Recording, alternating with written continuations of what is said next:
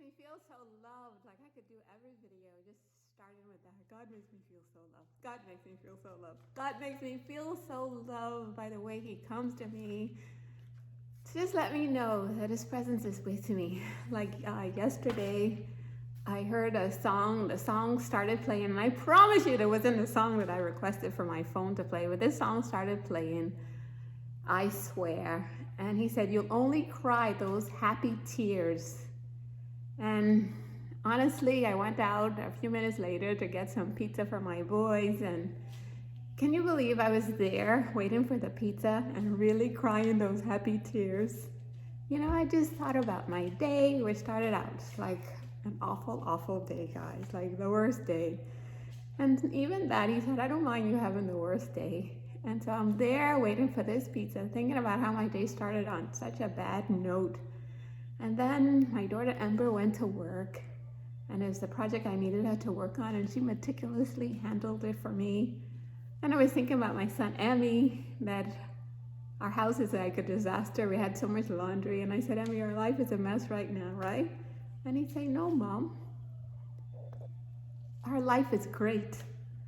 You know, and then I go outside, and Darcy's there playing with Sammy and Isaiah, their new little neighborhood friends. And you know, Darcy wanted pizza. Then Isaiah asked Isaiah if he wanted pizza too. And it's like this cute little funny response. And I was just so thrilled to see them outside playing with friends.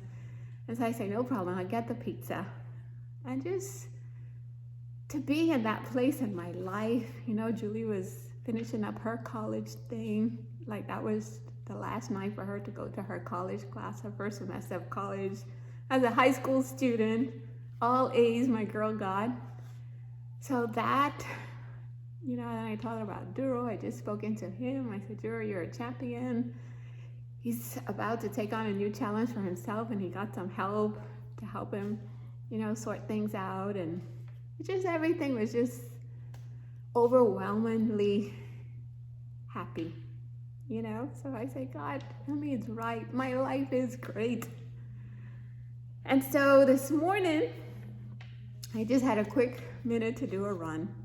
And after I woke up early to write my post, and in it I said, "Oh, my life has been such in a mess lately, but God, you know, told me that even if I have nothing, that I must give Him my nothingness." You know, and I wrote that about 6 o'clock, 7 o'clock this morning. Can you believe God actually figured out a way to confirm it? I was under my God tree, and it was 9:01, so I debated, do I go to page 90 or do I go to page 91 of our family's website, We Roll With God? And I ended up going to page 91. And can you believe God confirmed it? He said, "Even when you feel good for nothing, give me this nothing. Didn't I create with nothing?" From the book He and I. And so for God to figure out a way to pinpoint exactly how I've been feeling, like I just feel good for nothing. He's saying, "No problem." And I felt it from Him before, you know? So even that awful day that I had yesterday, that I was just so low, so down, so sad, it's just because He came to my rescue. On that terrible moment, I said, "God, enough, enough, enough of me feeling sad."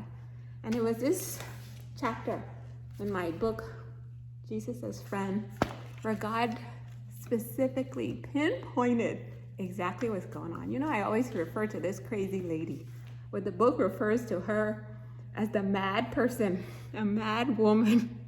You know, so it replaced the crazy lady with a mad woman. And how often we choose her more or less consciously as our advisor in the most delicate problems of our soul. And that's where I've been going wrong. I've been listening to this mad woman, this crazy lady, and she's making me so sad and depressed and burdened. You know, He said, if you fail to control and guide her, you will never be a supernatural interior soul. If you do not control her, you will never enjoy the serene calm which is necessary for loving God. If you don't put a brake on her, you will never have the realism which a life of holiness requires. Calm realism, serenity, objectivity. These are virtues born where the tyranny of the imagination is buried. So tyrannical that it twists our mind misrepresents situation and distorts our view of other people. And exactly what's going on with the crazy lady and me. And guess what, guys? Knowing is half the battle. So now it even said that most of the stuff that we go through, all these sufferings, really is like, said they are tricks our imagination plays on us. And I always tell you guys, my mind is playing tricks on me. And that 90% of our sufferings we call crosses are imaginary. And that's exactly what's going on with your girl. I got all kind of twisted stories in my head. And what they do, they weigh so heavily on us and drain us of energy. These human and invented crosses. And that's me 100%, guys. I invent all sorts of nonsense and they weigh me down and they really drain me of my energy. So knowing is half the battle. So once we know that this crazy person is in there, the mad woman, the madman, that we don't have to believe the lies. We could look at everything from a God perspective. I realized under that tree where I go to have my therapy with God, I realized I have this beautiful life, but I'll let one thing darken my mind, just like Eve in the Garden of Eden. You know, she focused on the one thing that she couldn't have. And that's the same thing with me. I have such a beautiful life, a gorgeous life, but yet I will let this dark thing just weigh me down. And, you know, God say, Nick, it's enough of that now. You know, so see how God is my beautiful therapist. So I want you guys here with me, knowing that we're not going through life alone. For me to go to that page 91, after I said I've been down to nothing, that God told me that I must give him my nothingness, you know, for that to show up on page 91. And even with that, I was like, God, which do I go to? Do I go to page 9? Do I go to page 1? Do I go to page 9? Do I go to page 91? And I just felt him saying, Nick, page 91. Oh, and I even didn't tell you guys about the Tom Brady thing. So here I did a video like 2 days ago telling you guys that I want to be the greatest of all time, mother, wife, person. You know, I'm following Tom Brady's influence, and he said we could be in our own little world, we could be the greatest of all time, you know. So I run with that. He said you have to exercise like an athlete, train yourself, the way you eat, everything, the way you sleep. You know, I get such a good vibe from Tom Brady and what he's been able to accomplish with the NFL. And I said, that's how I want to live my life. I want to live it strong and healthy and ready to tack on, you know, tackle whatever comes my way. And this Tom Brady is, you know, he's such an influence. Even I told the kids, call me Tom Brady mom, because that's a mother I want to show up as for them, you know, the greatest of all time. And so can you believe we and the girls got all dressed up that we're going to the DJ Khaled concert. There's going to be Future there. There's going to be Jay-Z there. Can you believe it turned out to be the Sports Illustrated Awards, and Tom Brady was actually there hours after I did this crazy video about Tom Brady and how he's influenced my life. That was just like a huge surprise from God, guys. Can you believe that? He was surprised and God nerd here like that. And it was such a beautiful thing seeing him. And you know, one thing he talked about that I took from it is he said he is who he is because of all the support that he gets, you know? So let me tell you, my biggest supporter, God, and my family and everybody who's been there for me. And when this mad woman wants to show up, you know, that I can call them. But yesterday I said, nope, I'm not calling anyone. I'm talking to God. And I locked myself up in my closet. And this book was the first book I saw on our shelf. And I opened right up to this chapter on imaginings and this mad woman. So thank God for me, guys, that he wants us happy, you know, and in his presence is joy and peace and love.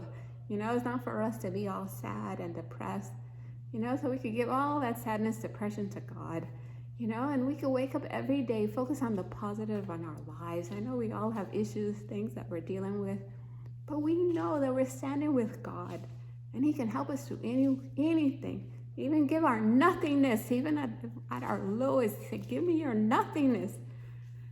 And he will be with us, guys. So that's my prayer for all of us, that we'll know in every moment that we're standing with God himself. He's personally involved in our lives, guys. Even with the craziness I have going on, everything about my life, he's there. He's helping me. Challenges that I have going on right now, I just feel him supporting me. Even Ember showing up at the office to help me out. So don't miss out, guys. It's the best life with God when we learn to walk with him, learn his voice, like that little voice that said, go to page 91, Nick. And for him to confirm that message, and me feeling so low today.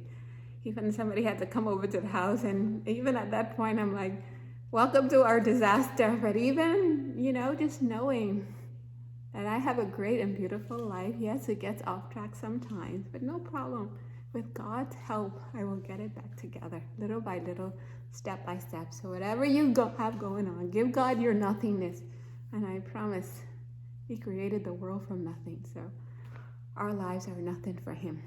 So let's walk closer and closer and closer with God. You have problems, you go to him, you pray all day, every day, guys. That's where I want to, knowing that we're trusting God with all of our hearts, not leaning on our own understanding and the crazy people in our head that's telling us, things that are not true, that 90% of it is not real, So let's just keep walking with God, getting closer and closer with him. This Charles Stanley I love on YouTube. I wake up every day listening to him, so I highly recommend him. And our family's website, werollwithgod.com, guys.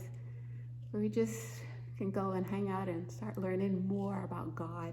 I promise you, he guides our lives on the best path. I love talking to my mom today. She said, my brother Kevin told her, hey, Mom, don't worry about Nikki. If you see Nikki has the most beautiful life, don't mind her when she calls you talking foolishness. And it's honestly the truth. I have the most beautiful, gorgeous life. It's just my mind gets darkened by some things. And I don't want that for any of us, guys.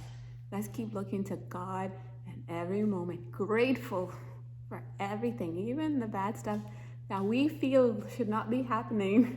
Let's give God the glory and the praise for everything, the good, the bad, and ugly, because we know that these are there to help us to get to the other side so that we really can be the greatest of all times. God is really talking to me, saying, Nick, the things that are going on with you, I'm not happy with. This is where I want you, my girl. So he corrects those he loves, guys. So let's not let the crazy people in our head rule our lives. Let God be the ruler of our life. Go into him in the 1,000 decisions we make every day. Asking him, God, what would you have me to do here? God, what would you have me to say here? He's been teaching me that a lot. Silence is wisdom. Where would you have me go? What do you have me say? What would you have me to do? Just constant conversations with God all day, every day. Making him the first love, the first priority of every moment of our lives. Just holding on to him, hugging him, in fact, and knowing that you're never alone, not for even 1 minute. God is personally involved in our lives. It's just for us to remember him and invite him in. Not doing what the crazy people want to do in our head, but doing what God would have us to do. Peace.